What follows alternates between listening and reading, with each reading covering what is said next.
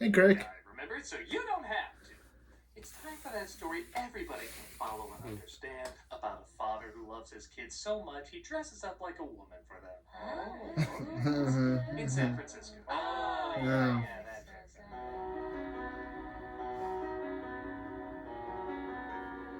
Hard to believe it's been 30 years since this comedy blockbuster came out. Mrs. Doubtfire is one of those movies that should be formulaic and gimmicky, and yeah, okay, it is, but it also added some new elements, both comedically and dramatically, that helped it stand out.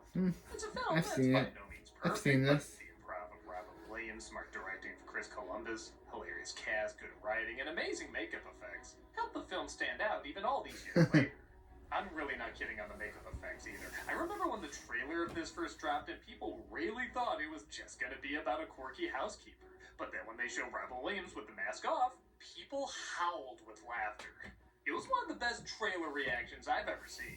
But does the film itself earn such a positive reaction? Well, let's take a closer look. Yeah. This is Mrs. Doubtfire. As the credits roll, we see Daniel, played by Robin Williams, partaking in a job as a voice actor. Beautiful. Salutations, Flank. Yay! And okay, these are nitpicks, I won't dwell on them long, but it is funny how voice acting has really exploded the past few decades, and I think people know now this is not exactly how it works. Yeah. 911, 911. A cup of garlic, a twist of parakeet. Each all Yeah, it usually doesn't work like Daniel, this. we need to record 5 seconds at a time. Were you just gonna do like 8 takes of the entire movie?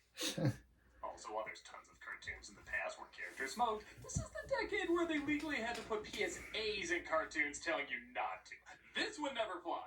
The fact that Pudgy the parrot has a cigarette shoved into his mouth is morally irresponsible. This is a cartoon, okay? Come on, it's Chuck Jones. Remember when he had Porky and Daffy smoke cigarettes made out of lead paint? Wow. Want a paycheck, you stick to the script. If you want to play Gandhi, then do it on somebody else's time. Why did I think directing people like me would be easier? No, really, he's Launchpad. Look it up. What? He ends up quitting the Launchpad? job. Wait, Launchpad from It's DuckTales? his son Chris's birthday, played by Matthew Lawrence. And though his mother said he can't have a party due to bad grades, Daniel throws him one while she's still at work. Mom said you couldn't have one because of your report card. Mom's not going to be home for another 4 hours, is she? And with the amount of time a party like this would take to set up and clean up, I'd say you have 5 minutes of actually being able to party.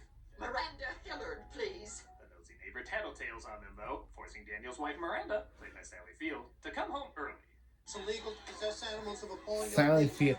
Peter Parker's Aunt May from Amazing Spider-Man and Amazing Spider-Man 2. Field might have a harder performance to pull off than Williams. Yes, Williams has to be funny, charming, and sympathetic, all while wearing a ton of makeup, but let's face it, he can, and has been practically doing that in his sleep. Field has to be the responsible one you're still supposed to sympathize with, hilariously high-strung without being the villain, in a marriage where the love has dwindled, but she still loves her family, and all while being a supporting character, not the main character. She could have easily been a whiny stick in the mud that everybody hates, but you understand every step of what she's going through, finding real humanity in her dramatic moments as well as her comedic moments. Often the best scenes are when she has to flip-flop in between dramatic and comic within a millisecond. It's actually kind of amazing to watch. Oh my God! The whole time you were. The whole time! Don't get me wrong, Williams is fantastic, but Field should not be overshadowed by him. This is truly a different but still impressive performance. We love each other, don't we? I want a divorce. Wow. With that said, the two of them do decide to divorce, meaning Daniel has to leave and Miranda gets temporary custody of the kids because of his unemployment. This is all my fault. God, no. I should have never had a birthday, Dad. Oh, don't blame yourself. That's on your mother. Oh, you mean the party? Says goodbye to his kids, Lydia, played by Lisa Jacob, and Natalie, played by... Worth mentioning. Okay, in all seriousness, Mara Wilson is totally fine in this. She had to play a believable, cute little kid, and she does that fine. Honestly, the cuteness could have been exploited a lot more when What video is that from? Sheriff to that? Not to tell her because she's too young and would blow their cover. Most movies would jump at the opportunity to have her know and give a lot of funny reactions, but the film is smart and knows it has to play it real sometimes. And all the performances, including the kids, reflect that. The divorce, for example, is handled really respectfully. You really feel like these two used to be in love, but just aren't right for each other anymore. Well, our problems would be waiting for us right here when we got back. Who'll move? Please don't joke. I'm not gonna act like this is the first family film to have the main characters divorced, but it really wasn't that common until the mid to late 90s. A lot of people were legit surprised they didn't get back together at the end, but also appreciated it wouldn't have felt right if they did. Yeah, On that I note, understand. we've gone 20 minutes without a supercut of wacky Williams improv. I do voices. Yeah! We've come to this planet looking for intelligent life. Oops, we made a mistake. Yeah, this wasn't quite as played out as when directors would instruct Williams to hold their film hostage with wackiness. It does lead to this great line. Mr. Hiller, do you consider yourself humorous? I used to. If I was blue and amazingly censored, you find this hilarious. The genie. He gets a job packing boxes at a studio, and the kids aren't too blown away with his living situation. How do you like it? Nice. It's okay. Detestable. Dude, he has a place in San Francisco. That's worth like 9 of you kids. Yeah. Wow. Placing an ad for a housekeeper. Oh, sounds like shenanigans. I'm in.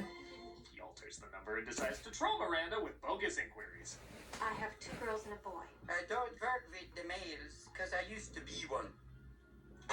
Again in San Francisco, that will Wow. get you more jobs than hang-ups. After driving her insane, he finally calls with a housekeeper she can warm up to. For the past 15 years, I have worked for the Smythe family of Elborn, England. Are you the homeless lady from Home Alone 2? Yes. What? Tell me your name. And yeah. Mrs. was accidental. Goodbye, Daniel. Damn it! He goes to his brother, played by the always great Harvey Fierstein, and Jack, played by the always great Scott Capurro. Because he was amazing as Pete. I don't know, I just didn't want to feel left out. Wow. Oh, it was such a shanda.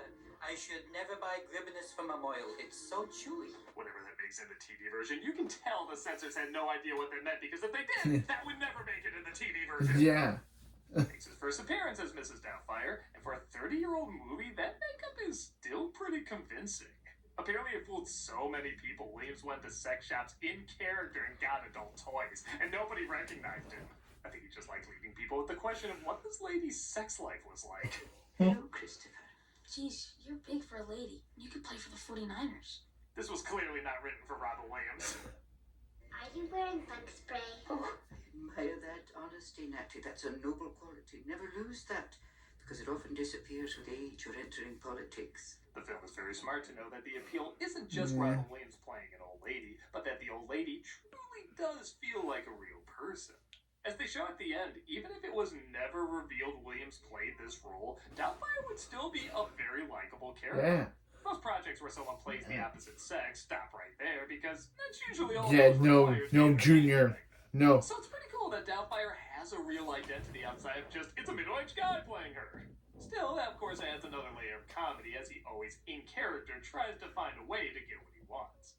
Don't see why we can't spend the extra time with Dad. Well, maybe she's right, dear. Maybe their father would be a more appropriate person. I also hear he's still open to being open, if you know what I mean. What? Doubtfire's hired on, but Daniel forgets the court liaison is visiting that night, so he pretends to be his sister. There's a Mrs. Sellner here to see you.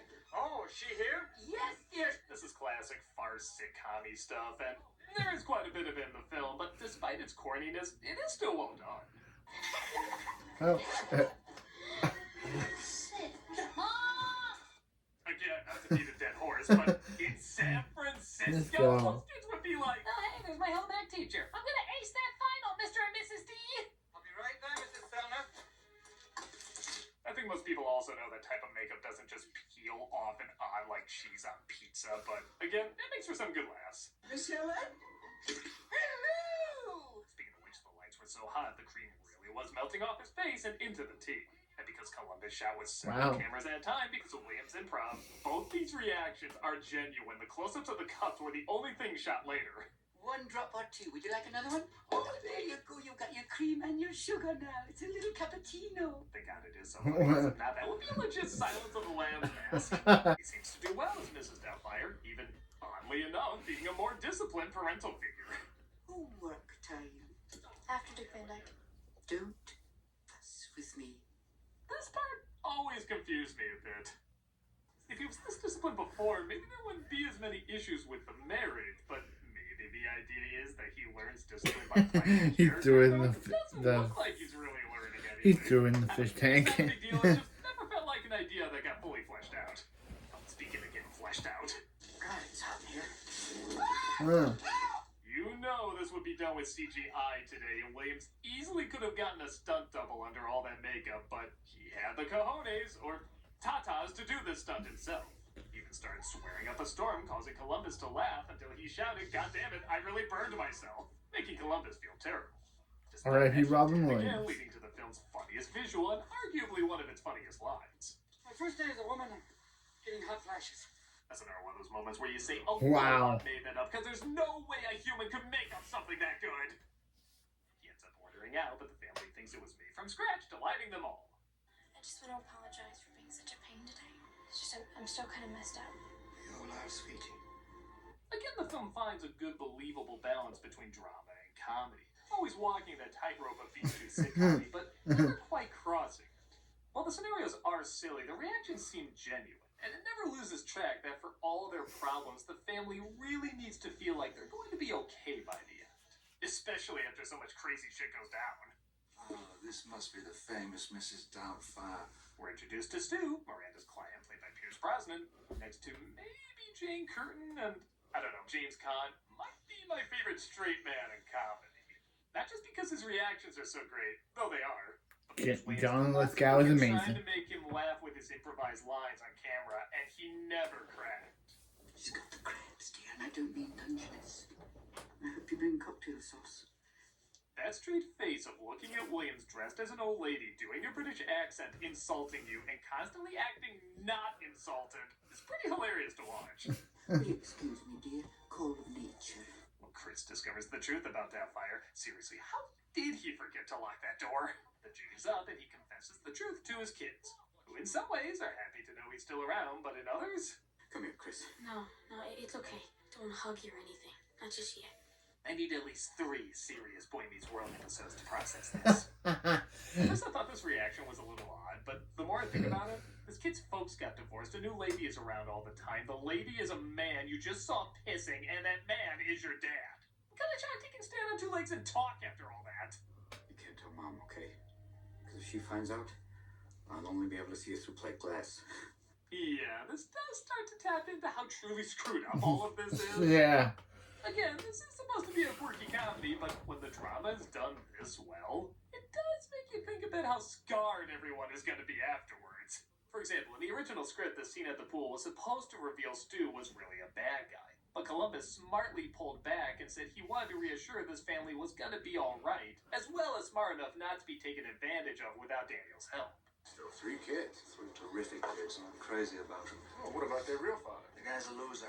Therefore, he just makes an insult about Daniel, resulting in this classic line. Some angry member of the kitchen staff. A terrorist, they ran that way. It was a run by Fruity. And weirdly, the name of a lot of beers. Wow. But yes, changes like this does make Daniel feel a little bit more stalkerish. I mean, tell me you haven't seen those horror trailer recuts and they match just a little too well. I'm addicted to my children, so... What helps balance it out, though, is that there's Wow. a very clear moment where Daniel not only This could have been a horror realizes movie. his divorce is final, but that it truly is best for him and Miranda. You never knew, but so many nights I just cried myself to sleep. He talks to her realizing he was causing pain for so many years without even knowing it. Daniel never liked to talk about anything serious. I used to think Daniel could do anything, except be serious. Well, we're dressing up like an old lady to see his kids, Countess? Okay, I see your point. And I will be, and she will be in Spider-Man 1 and Amazing Spider-Man 1 and 2 with Andrew Garfield. The producer just happens to eavesdrop on. But very impressive. I didn't know anybody was watching. Yeah, this took place at Christmas. This would be a Hallmark rom-com. The kids would like it. They'd be entertained. They get some information, too. And I should know. I had a show before I took over the studio from Daniel Clamp. What? Up to talk about his ideas, but derpy derp, Miranda's birthday is that night, and he's advised not to cancel. I can't cancel. I'd be blowing a huge opportunity. Take my advice. Don't cancel. Oh, don't worry though, they're both scheduled at the exact same restaurant. Oh, how Urkel and Myrtle get out of this one? Again, this could be too corny if in lesser hands, and they do partake in a lot of the usual tropes, but it really is the reactions of the cast that make it work. From the producer trying to somehow yell under his breath, Why in God's name are you dressed like a woman? to Brosnan and Field's subtle facial expressions. I have to go take my medicine now. Won't we have water at the table? I can't take it orally, dear. I had to grow up with this on VHS, and thank God widescreen has become the norm, because missing half of these looks really is missing half the comedy. How we doing over here? Okay. Oh, yes. Each table encouraging him to have another celebratory drink adds to the confusion of why he would sometimes go to the wrong table. I'd like you to meet the host of your new show. I'm a hip old granny, hip-hop, bebop, and yo-yo make a wicked cup of cool. What? Okay, not every Williams improv was gold, but he had like 10 of these. Rumpelforsky, baloney bop. Bit of the old cunning linguistics. She's got a power tool in the bedroom, dear. Maybe she hasn't chipped her teeth. So we can miss one. He had spiced to Stu's dish, knowing he's allergic to pepper, but didn't quite know he was that allergic. He's choking. Somebody help me, the doctor. Oh no, I killed the bastard. Again, I don't know if you're supposed to see Daniel as 100% a good guy here. He does save the day, though, by giving him the highlight, but he does also expose his true identity. The whole time you were. The whole time. Don't talk to me. Don't touch me. Don't touch me. I have to go. Not since Ramesses, the Prince of Egypt, have I seen like 10 different expressions in seconds that were all believable. I'm sure now this will affect the court hearing. I'm suggesting a period of psychological testing and perhaps treatment for your peculiar and potentially harmful behavior. I mean, to be Wow. fair, if you read all that, would you give a similar verdict? Daniel makes a big speech that, again, is very close to Patch Adams' schmaltz, but I think the fact that he does have to face the reality of his actions does balance it out. Whether intentional or not, we do buy that his actions are coming from the heart, but his methods are coming from a place of absolute insanity. Well, tell people about it. What I like, though, is after he gets a show based on Mrs. Doubtfire, Miranda and him meet up to put aside the past and figure out what's best for the kids. Yeah. Showing they can have a better understanding of each other than the courts can, as long as they truthfully address who they are as ex-partners and as parents. But I know somehow you and I will be all right. We'll get through this. But the kids, I don't want to hurt our children. Apparently both these two had been through divorces at that point. So they could have played a big part in this conversation with such a bizarre backstory feeling legit believable. Daniel, the kids need you. I need them. They agree to share custody as Miranda gets her kids ready to view their new babysitter. Come on, guys. Come on. Get up. Let's go. I thought that was Mrs. Doubtfire. They're of course ecstatic to have him back, and the film ends with Doubtfire on her show talking about the difficulty, but also the importance of divorced parents still raising their kids with love. Some parents, when they're angry, get along much better when they don't live together. And much better mummies and daddies for you. Remember, like I said before, this wasn't as common back then. Most family-centered comedies have the couple reconciling, so making this choice to keep them apart, but also in a way that shows everything will be okay, was kind of a big deal. Just because they don't love each other anymore doesn't mean that they don't love you. To this day, when I hear someone's divorcing, especially someone with a family, I do think of these words and this imagery, and wonder if the kids who grew up with it think of it too. Now, there are all sorts of different families, but if there's love, dear, and you'll have a family in your heart forever. Unless it's a celebrity divorce, in which case you're screwed. What? And that was Mrs. Doubtfire. Yeah, it can be a little hammy here and there, but it can also be very funny and very touching. While it certainly has a lot of overused tropes, it's a comedy that should be celebrated not just for what it does, but what it doesn't do. It doesn't get the couple back together. It doesn't make the other love interest the villain. And it doesn't only rely on a man dressing up as an old lady to be funny. For all the familiar beats it had, it also tried to bring in some new elements that matched the heartfelt tone, but also got mean enough to be pretty damn hilarious. The acting is full of charming and even believable performances. And the clever dialogue mixed with Lane's clever improv makes for a lot of great comedy. All these years later, it's still a solid film with some solid laughs. I can't believe it's been 30 years, but... Not a nostalgia critic guy, remember? So you don't have to. Rumpelforsky, baloney bop.